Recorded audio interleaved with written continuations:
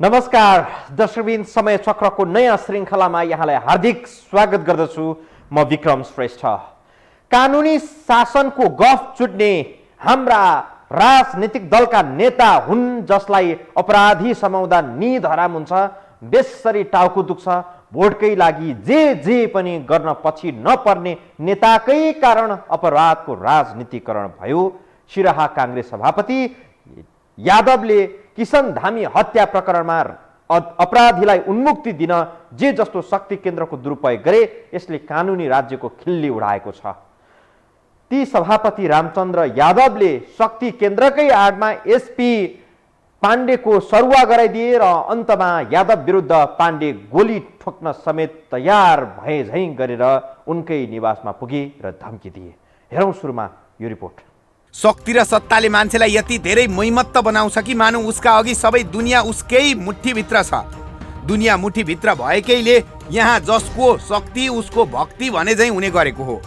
सत्ता र शक्तिले मैमत्त नभएको भए सिराहाका प्रहरी हाकिमलाई काङ्ग्रेस सिराहा सभापति रामचन्द्र यादव विरुद्ध गोली ठोक्छु भन्ने साहस कसरी आउँथ्यो होला र। सत्ता र शक्तिकै मात लागेपछि महिषासुर धुनमा मध्यरातमा प्रहरी हाकिम काङ्ग्रेस सभापति यादवकै घर आँगनमा पुगे। सर्वसाधारणको सुरक्षाको ठिक्का लिइरहेका यिनै प्रहरी हाकिम आफै मान्छे मार्छु भन्दै घर घरमा त्यसै गरी पुग्छन् भने प्रहरीबाट जनताले कस्तो सुरक्षा महसुस गर्लान्। यादव र पाण्डे बीचको झगडाकै कारण गोली ठोक्नेसम्मको घटनाले उग्र रूप लिएको थियो।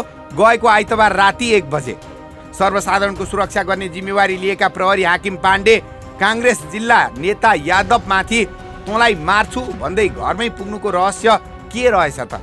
एकाएक मलाई 10 बजे रातिमा फोन गर्यो, मेरो सरुवा तपाईँ गराइदिनु भन्नुभयो। यसपछि म सरुवा कसरी गराएको थाहा पनि छैन। त्यो गरेपछि मलाई एकचोटि गाली दिएपछि म फोन काटिहालेँ। फोन काटेपछि म तुरन्त सिडिओ साहबलाई जानकारी गरेँ, गृहमन्त्रीलाई जानकारी गरेँ, एउटा एसपी मलाई यस्तो गर्यो। ल ठिक छ, यस्तो गरेर अब यहाँ केही कुरा हुन्छ भनेर भने म एकदम मोबाइल म त यो भएर यो एसपीले मलाई 5-7 चोटि एकदम लगातार फोन गरेँ। म स्विच अफ गरिहालेँ, सुतिहालेँ। यही आइतबार राति सिराहाका काङ्ग्रेस सभापति रामचन्द्र यादवको घरमा झन्डै गोली चल्यो। विषय थियो सिराहा प्रहरी प्रमुख हिराबहादुर पाण्डेको सरुवाको विषय। सर्वसाधारणको सुरक्षा गर्ने प्रहरी एकाएक मध्यरातमा गोली ठोक्छु भन्दै घर घरमा पुग्छ भने त्यस्ता प्रहरी हाकिमबाट कस्तो सुरक्षा हुन्छ होला? कानुन हातमा छ भन्दैमा कोही कसैको ज्यान लिन त पाइँदैन। सिराहा प्रहरी प्रमुख हिराबहादुर पाण्डेले किसान धामी हत्या प्रकरणमा सभापति यादवका कार्यकर्तालाई मुद्दा चलाएका रहेछन्। धामी हत्यामा संलग्नलाई पक्राउ गरी झ्यालखानामा जब एसपी पाण्डेले पठाए, पाण्डेमाथि काङ्ग्रेस सभापति यादवले मुद्दा चलाउन दबाब दिँदै आए। सिराहाका प्रमुख यादव र सुनिल यादवलाई प्रहरीले खोरमा पुर्याएपछि एसपी पाण्डे र यादव बीचको झगडाले उग्र रूप लिएको थियो। मनमुटाव सुरु भएपछि दुवैले आफ्नो पावर सो गर्न थाले। यादवले सत्ताको भर्याङ चढेर एसपीको सरुवा गराइदिए। सरुवा गराइएको झोकमा एसपी पाण्डे गोली ठोक्छु भन्दै यादवकै घर पुगे। ठिक यो 1:30 बजे राति मेरो घरको अगाडि यो आएर जबरजस्ती एकदम गर्न खोजेपछि मलाई लाग्छ प्रशासनहरूलाई थाहा भयो। प्रशासन मेरो घरको अगाडि 50-60-70 जना पत्रकार अधिकारी पुलिसहरू पठाइदियो सुरक्षाको लागि। यहाँ लाहानको डिएसपी, मिर्चियाको डिएसपी, धनगढीको पुलिसहरू, गोलबेहारको पुलिस सबै यहाँ आएर यो एसपीलाई पुर्यो। पछि गएन त मलाई लाग्छ सिडिओ साहबलाई कसैले जानकारी गर्दाखेरि यहाँबाट पुरे टोली आएर यहाँबाट एसपीलाई 2 बजे रातिमा मेरो घर अगाडिबाट लग्यो। यो पनि मलाई थाहा भएन। बिहानै प्रशासनहरूबाट मलाई पुरै कुरा थाहा भयो। म त झसङ्ग भएँ। अगर माथिबाट म तल आएको भए फोन अप्नु गरे त मलाई त मारिदिन्थ्यो त्यति बेला। अपराधको अनुसन्धान र दोषी उप कारबाही अघि बढाउन अख्तियार प्राप्त प्रहरीलाई स्वतन्त्रता छ। तर घटनालाई सरसर्ती हेर्दा एसपी पाण्डे आफ्नो जिम्मेवारी निभाइरहेका थिए। कुनै नेताले भन्दैमा अपराधीलाई उन्मुक्ति दिन मिल्दैन, त्यसमा एसपी पाण्डे अडिग थिए। तर सुरक्षा संरचनाको ताला चाबी नै मुठीमा लिएर बसेका काङ्ग्रेसको सत्तामा काङ्ग्रेसकै कार्यकर्तालाई हतकडी लगाउन पाण्डेलाई के सहज हुन्थ्यो र? केन्द्रसम्मै प्रभाव राख्न सक्ने यादवले शक्तिको दुरुपयोग किन नगरोस् र तू सरुवा गराएर एसपी पाण्डेलाई यादवको राजनीतिक पावर देखाइदिए। सायद यसैको आवेग एसपी पाण्डेले खेप्न सकेनन्। तर एसपी पाण्डेले त्यसको कानुनी उपचार खोज्न जरुरी थियो। मध्यरातमा उनको घरमै पुगेर हतियार प्रदर्शन गर्नु चाहिँ एसपी पाण्डेको कमजोरी नै हो। सिराहाको विषयमा त अब मान्छे आइसकेको र अब त्यहाँ अर्को एसपी साहबले काम सम्हाल्नु भएको छ। अब अलिक त्यहाँ भएको अरू कुराहरू के हो भन्ने विषयमा आन्तरिक केसको छानबिन भइरहेको हो। प्रहरीलाई व्यावसायिक रूपले काम गर्न दिन भन्दा पनि राजनीतिक स्वार्थको पासो फसाउने र आफ्नो निहित उद्देश्य पूरा गर्ने प्रवृत्तिकै उपज हुन सक्छ सिराहा घटना। किसान धामी हत्यामा संलग्नको आशंकामा प्रहरी हिरासतमा रहेका सुनिल र प्रमोदलाई उन्मुक्ति दिन सभापति यादवले जे जस्तो पावर सो गरे उनको त्यो पावर सोलाई एसपी पाण्डेले अटेरी मात्रै गरेनन्, कानुनी बाटोबाटै आरोपित विरुद्ध मुद्दा दायर गरे। जब उनले प्रमोद र सुनिल विरुद्ध मुद्दा दायर गरे यसले यति धेरै उग्र रूप लियो कि यादवले पाण्डेको सरुवा गर्नतिर लागे भने एसपी पाण्डे यादव विरुद्ध गोली ठोक्ने धम्की दिनसम्म तयार भए। आफूले भने अनुसार प्रहरी प्रशासन चलेन भन्ने झोककै झोकमा यादवले पाण्डेको सरुवा गराउने धन्दा समाए। एसपी पाण्डे पनि के कम थिए र उनी पनि त्यसैको झोकमा गोली ठोक्न मध्यरातमै यादवकै घरमा पुगे। यादव र पाण्डे बीचको झै झगडा नौलो त होइन, यस्ता नियतिको शिकार प्रहरी हुँदै आयो। 46 सालपछि दलको नेताले प्रहरीलाई आफ्नै झैँ ठान्न थाले र त्यही प्रवृत्तिले प्रहरी सङ्गठन थिलथिलो भयो। प्रहरीको व्यावसायिकतामाथि पटक पटक डाम्ने र आफ्नो स्वार्थ पूरा गर्ने गलत नियतले सिराहा घटनाको पटाक्षेप भएको हो कि? सिराहा प्रकरणपछि दर्शकवृन्द अबको प्रसङ्ग हामी जोड्नेछौँ नारायण हिटी दरबारतिर। नारायण हिटी दरबार सङ्ग्रहालयलाई कौडीको भाउमा बेच्न गरिएको सरकारी प्रपञ्चको नालीबेलीको प्रसङ्गसहित हामी आउनेछौँ ब्रेकपछि।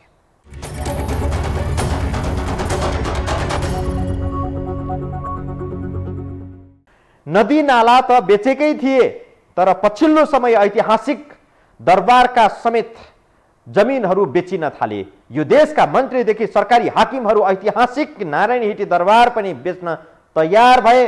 रेस्टुरेन्ट खोल्न कौडीको भाउमा बतास समूहलाई 10-10 रोपनी नारायण हिटी दरबार परिसरको जग्गा बुझाउन हतारिँदै थिए। गुपचुपमै विवादित व्यावसायिक समूहलाई नारायण हिटी दरबार बुझाउने सुनियोजित योजना सफल चाहिँ हुन पाएन र शासकहरू सीमित समूहलाई पोस्न र खल्ती भर्न कस्ता कस्ता अप्रिय निर्णय पनि गर्न पछि पर्दा रहेनछन् भन्ने यो दरिलो उदाहरण देखिएको छ।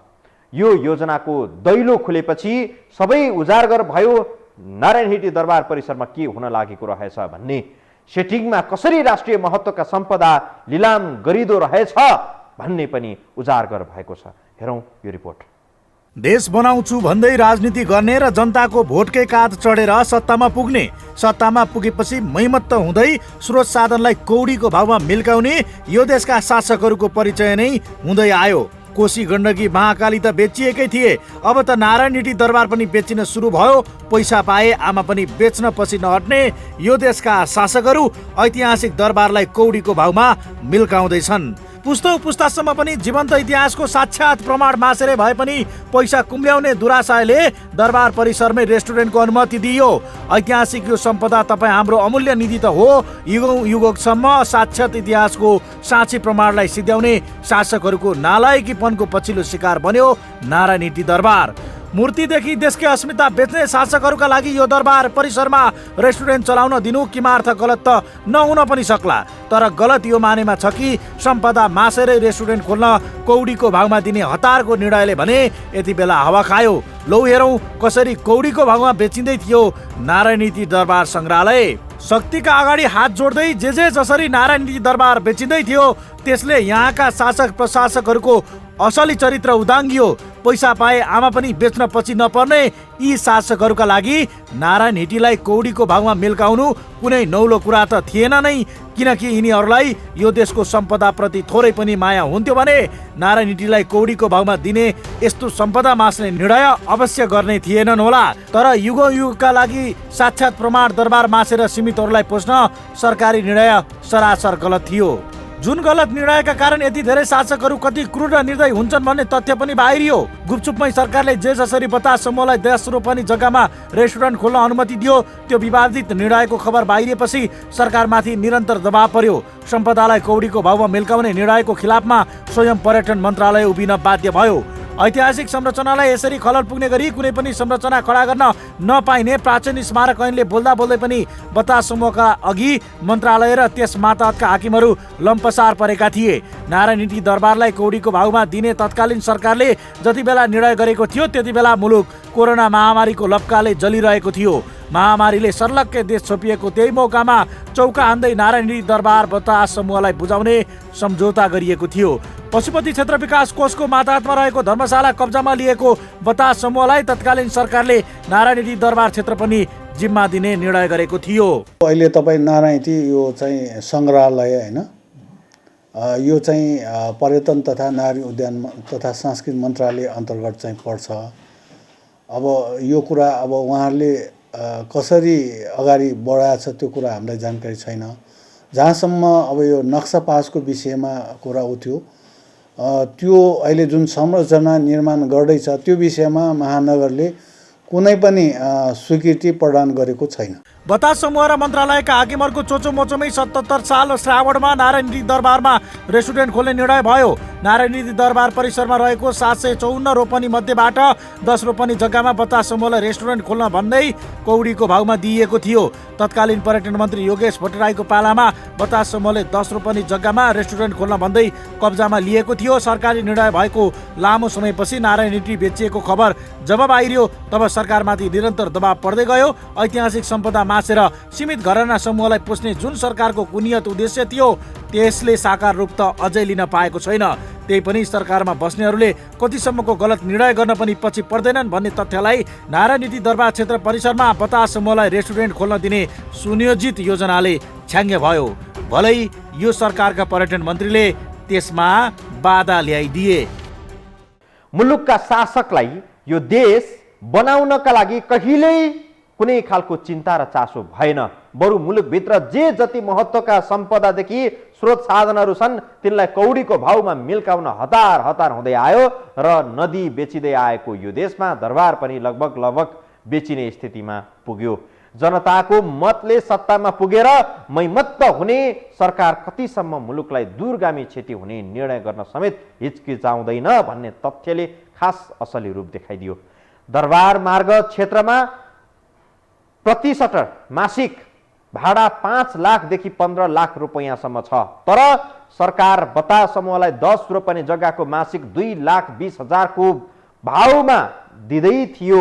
गुपचुपमै बतास समूहलाई पोस्ने सरकारी सेटिङको प्रसङ्ग सहित हामी आउनेछौँ यो ब्रेकपछि।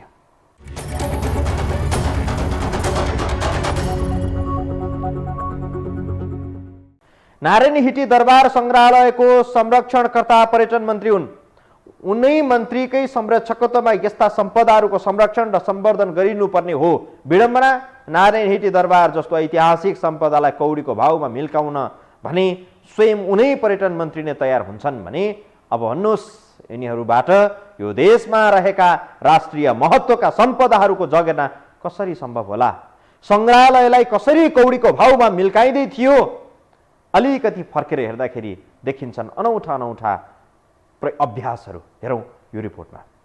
मुलुकको गर्विलो र जीवन्त इतिहास बोकेको नारायणी दरबार त यति सजिलै र सहजै बतास समूहलाई कौडीको भाउमा बुझाउन तयार हुन्छन् भने अन्यको अवस्था कस्तो हुन्छ होला तपाईँ आफै पनि सहजै अनुमान गर्न सक्नुहुन्छ। इतिहास मास्ने यस्तो निर्णय गर्ने व्यक्ति हुन् तत्कालीन संस्कृति पर्यटन तथा नागरिक उड्डयन मन्त्री योगेश भट्टराई। संग्रहालयको संरक्षक समेत रहेका उनै योगेश भट्टराईलाई साथ दिएका थिए तत्कालीन पर्यटन सचिव यादव प्रसाद कोइरालाले। उनीहरूकै कार्यालयमा संग्रहालयको यो जग्गा बीपीएस लिजिङ एन्ड म्यानेजमेन्ट नामको कम्पनीलाई भाडामा दिइएको थियो। यो कम्पनी बतास समूह अन्तर्गतको हो। अब मन्त्रालय हो भनेमा जे पायो त्यो चाहिँ कहाँ गर्न पाइन्छ र सबै त सिस्टममा बसेका हुन्छ नि त होइन। महानगर पनि आफ्नो सिस्टम बसेका हुन्छ, उसको आफ्नो मापदण्ड छ होइन। अब सबै आफ्नो चाहिँ सिस्टमभित्र बसेको कारणले चाहिँ कसैले पनि होइन आफ्नो मनपरी ढङ्गबाट निर्माण गर्न पाइँदैन। कतिसम्म बदमासी भएको थियो भने महामारीले मुलुक चरम सङ्कटमा थियो। यही मौकामाथि चौका हानेर सरकारी सम्पत्ति निजी कम्पनीलाई हात लगाइएको थियो। सरकारी समितिले 77 सालको साउन महिनामै बोलपत्र आह्वान गरेको थियो। जति बेला मुलुकमा लकडाउन थियो, महामारीको यस्तो चपेटामा मुलुक परेको बेला गुपचुपमै बतास समूहको कम्पनीलाई मासिक 2,20,000 रुपियाँ बुझाउने र हरेक 3 वर्षमा सम्झौता थप्ने गरी यो सङ्ग्रहालयको जग्गा भाडामा दिइएको थियो। जबकि दरबार मार्ग क्षेत्रमा हाल प्रति सटर भाडा प्रति महिना 5 लाखदेखि 15 लाख रुपियाँसम्म छ। कति छ यस क्षेत्रको प्रति सटर मासिक चल्ती भाडा यो हेर्नुहोस्। दरबार क्षेत्रमा प्रति सटर चल्ती भाडा 5 लाखदेखि 15 लाख रुपियाँसम्म। बतास समूहसँग भएको सम्झौतामा मासिक 2,20,000 रुपियाँ मात्र। यही माथिको तथ्यले नै के पुष्टि गर्छ भने यस क्षेत्रमा 15 लाखसम्म प्रति सटरको भाडा रहेको बेला सरकारले बतास समूहबाट मासिक 2,20,000मा सङ्ग्रहालयको जग्गा भाडामा दिएको थियो। महानगरको यो भवन आचार संहिता निर्माण मापदण्ड अनुसारको चाहिँ के भन्दाखेरि कुनै पनि निजी अथवा संस्था सहकारी संस्था सबैले भवनहरू अथवा कुनै पनि संरचनाहरू निर्माणको क्रममा चाहिँ स्वीकृति अनिवार्य छ। स्वीकृति लिएर मात्र अगाडि बढ्नुपर्छ, स्वीकृति लिएर मात्र निर्माण गर्नुपर्छ, अन्यथा स्वीकृति लिएर निर्माण गर्न पाइँदैन। सम्झौता अनुसार त्यसै वर्षको असारबाट भाडा शुल्क लिने सहमति भए पनि निर्माण अवधिभर भाडा नलिने, विपद तथा महामारीको अवस्थामा छुट दिने, प्रति वर्ष 10% वृद्धि गरी नयाँ निर्मित संरचनाको प्रति वर्ग मिटर थप 35 रुपियाँका दरले भाडा लिने जस्ता शर्त राखिएका थिए। यति मात्रै कहाँ हो र, बतास समूहबाट सञ्चालन हुने रेस्टुरेन्टले सङ्ग्रहालयको मुख्य प्रवेशद्वार मात्र नभई पार्किङ क्षेत्र समेत प्रयोग गर्न पाउने सहमति गरिएको थियो। हाल पार्किङको भाडा सङ्ग्रहालयले नै उठाउँदै आएकोमा त्यो शुल्क समेत बतास समूहको खल्तीमा पुर्याउने सम्झौता भएका थिए। तर योसम्म भएको थियो कि रेस्टुरेन्ट सञ्चालन नगर्दै बतास समूहले बीपीएस लिजिङ एन्ड म्यानेजमेन्टको नाम परिवर्तन गरिएको थियो। बी म्यानेजमेन्टका नाममा परिवर्तनको प्रक्रिया सुरु गरेको उक्त समूहले गत असारबाट नै रेस्टुरेन्टका लागि आवश्यक नयाँ भवन, लाइभ म्युजिक तथा डान्स स्टेज लगायत धमाधम निर्माण कार्य गर्दै आएको थियो। जग्गा भाडामा लिन सम्झौता गर्ने कम्पनीले एकाएक नाम परिवर्तन गर्नुले उसको गलत मनसाय भएको ठम्याउन त्यति गाह्रो नहोला। कौडीको भाउमा भाडामा सङ्ग्रहालयको 10 रोपनी जग्गा दिने निर्णयभित्रको गलत नियत यदि हुँदैन थियो भने ऐतिहासिक सम्पदाको गरिमा, अस्तित्व र महत्त्वका सम्पदाको धुलिसात पार्ने यस्तो गम्भीर निर्णय अवश्य हुने थिएन कि। कस्तो अचम्म छ भने नि दर्शकवृन्द, यहाँ जो रक्षक उही भक्षक, यो त हामीले सुनेकै हौँ।